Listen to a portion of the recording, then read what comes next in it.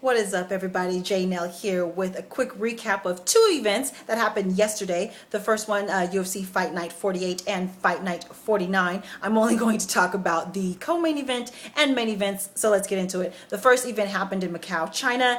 The co-main event of that event was Tyron Woodley against Dong Young Kim. This ended in the first round, going back and forth for a little bit. It ended early. Dong Young Kim went for a spinning back fist in the middle of that. Tyron caught him with a right hook, roaring right hook, totally stunned him, knocked him down, a little bit of ground and pound, and the fight was stopped. It was over. A very good win for Tyron Woodley. Nice to see him pull the trigger early because he was totally confused and stopped by Rory McDonald. So we'll see who he gets next. Who would you like to see Tyron Woodley fight next? He's still, I believe, ranked in the top 5. So, you know, important fights for him here. He's going for a title shot. So who would you like to see Tyron Woodley fight next? Next up, the main event of that event was Michael the Count Bisping against Cung Lee.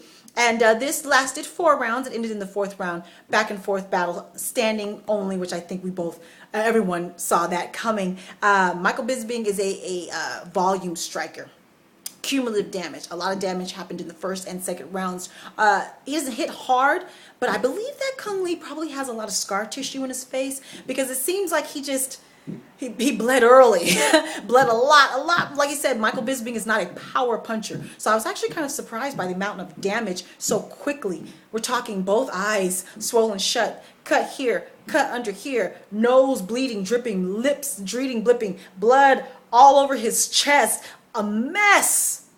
And again, Michael Bisping is not a power puncher. He is a volume striker. However, he was throwing together them combinations.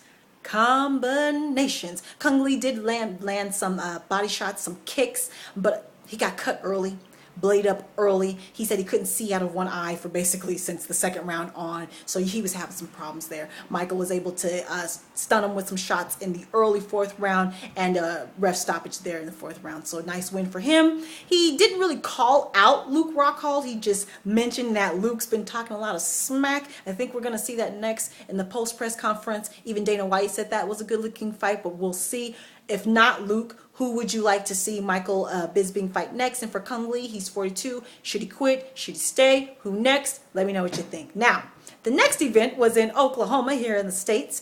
And I'm going to talk about, again, the co-main event, main event.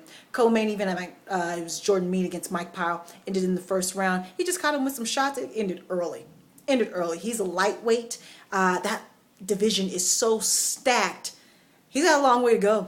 I'm going to say it. If you're not already in that top 10 in the lightweight division, you got a long way to go. So who do you want to see Jordan Meade fight next? It was a good win for him. Quick win for him. Decisive. Next up, main event. This was Benson Henderson against Rafael Dos Santos, and I think everyone thought that this would be a longer fight, a more competitive fight. It ended in the 1st round. Rafael's a better striker. We kind of saw that coming, and he landed a knee. That knee kind of dropped Benson Henderson. Henderson will drop down into a takedown attempt. Really didn't work out for him. Rafael landed a shot, huge shot, and the legs buckled, went out from underneath Benson. As soon as he hit the ground, he was awake.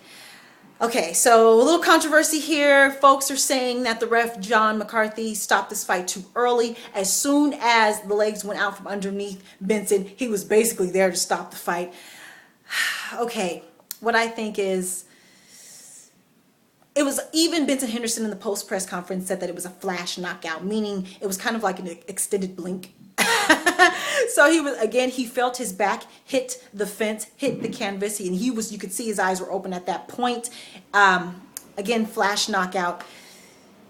I can't really disagree. Benson doesn't disagree, so I'm not going to disagree. However, I'll say that normally the refs do give former champions and veterans who are proven to be durable fighters the benefit of a doubt. They let them take a couple more shots. Had John not got in between, he probably would have taken a couple more shots, and then it would have been a clearer victory. Who knows? Something interesting, though, in the post-press conference, when Benson was recalling what happened, exactly how he recalls it is exactly what happened. He said, I felt myself hit the canvas, and I was like, uh-oh, that's not good. He said, so immediately I tried to give up the back of my head, take some shots to the back of the head, and then go for a single. If you watch the replay like I did several times, Again, when his back hits the fence and the canvas, his eyes are open. He then leans to the side, shows the back of his head. Looks like he's going to take some more shots to the back of the head. And then McCarthy's in there so quick, when he comes around under, swings up under to get a single leg, he's getting that single leg on John McCarthy, not Rafael. So he recalled the event perfectly, which is odd for someone who's been knocked out. So I'll just say that. However, again, Benson doesn't really disagree, so I'm not going to disagree. Let me know if you disagree, if you think the ref stopped it too soon. Either way, Benson's probably still going to hover around that top 5 anyway. So who would you like to see him fight next? Rafael, he's not barking for a title shot, but it's getting to be about that time. He's got 11 wins, and it's about that time. So who do you want to see Rafael Dos Santos fight next, if not for a title shot? And that's it.